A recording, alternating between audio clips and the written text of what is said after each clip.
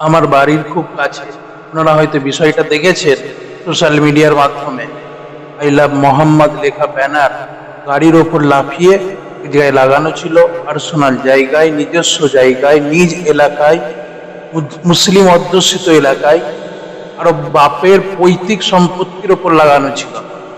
ভালোবাসার জিনিস, আমাদের ভালোবাসার জিনিস আমাদের জায়গায় লাগানো ছিল, সেখানেও ওনাদের কষ্ট।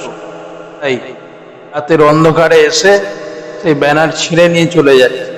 আপনারা তো দেখেছেন।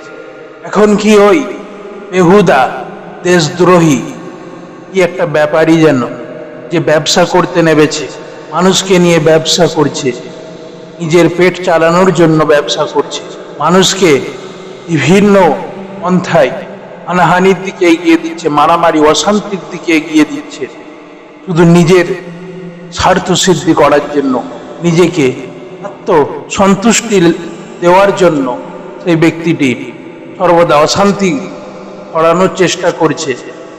বলছে এরকম কোনো ঘটনা ঘটেনি। তাহলে এটা কি ঘটছে? এটা তুমি দেখতে পাওনি? আসলে তোমার মাকসাদ, তোমার উদ্দেশ্য সর্বদা অশান্তি একটা বাতাবরণ তৈরি করা, অশান্তির পরিবেশ তৈরি করা, অশান্তির সিচুয়েশন তৈরি করা।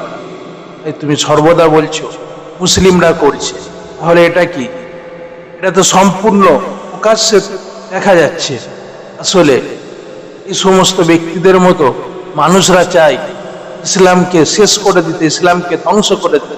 কিন্তু এদের এই যে নোংরা ধ্যান ধারণা, খারাপ চিন্তা ভাবনা, যে চিন্তা ভাবনা নিকৃষ্ট পর্যায়ে, এদের বোঝা দরকার ছিল ইসলামের দায়িত্ব কোনো মুসলমান নিয়ে রাখেনি, কোনো ব্যক্তি, কোনো মানুষ নিয়ে রাখেনি। ইসলামের দায়িত্ব শুধুমাত্র আল্লাহ রব্বুল আলামিন নিজ হাতে নিয়ে রেখেছেন।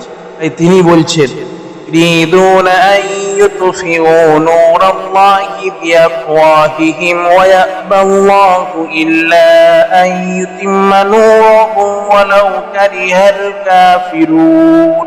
তারা সর্বদা চাইবে ইসলামকে শেষ করে দিতে, ইসলামকে ধ্বংস করে দিতে। এটা আল্লাহ রাব্বুল আলামিন আজ থেকে অনেক বছর আগে বলে দিয়েছে। 150 বছর আগে আমাদের কাছে এটা আমাদের কর্মকাণ্ড প্রকাশ করে দিয়েছে আল্লাহ এবং তার রাসূলের মাধ্যমে। আজকে তুমি যদি করো, ভাবো যে তোমার পরিকল্পনা আমরা বুঝতে পারছি না, সেটা নয়।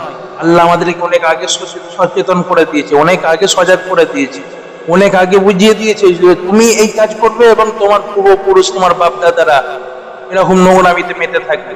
তাই আমাদের ভয় খাওয়ার কোনো জায়গা নেই, কারণ আল্লাহ রাব্বুল আলামিন এই আয়াতের মাধ্যমে বলে দিচ্ছে যতই তারা প্রচেষ্টা করুক না কেন, যতই চেষ্টা করুক না কেন, ইসলামকে আল্লাহ রাব্বুল আলামিন আজীবন, আমরণ, কিয়ামত তক জীবিত করে রাখবে।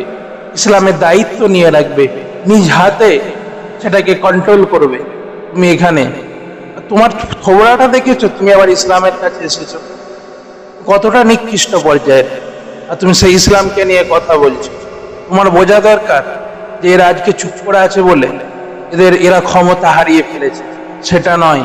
এরা শুধুমাত্র আল্লাহর রাসূল বলেছে ভাই ভাই নিজ এলাকায় তাদের সাথে থাকো, তাদের মধ্যে অশান্তি তৈরি করো না। তাই আমরা সচেতন এবং সজাগ হয়ে আছি, এবং যাতে আমাদের একটা শান্তি বার্তা ছড়িয়ে দিতে পারি, সেই জন্য আমরা চুপ আছি। কিন্তু তুমি যদি সর্বদা এরকম করতে থাকো, একদিন এমন ধরবো সেদিনকার কেউ ছাড়াতে পারবে না।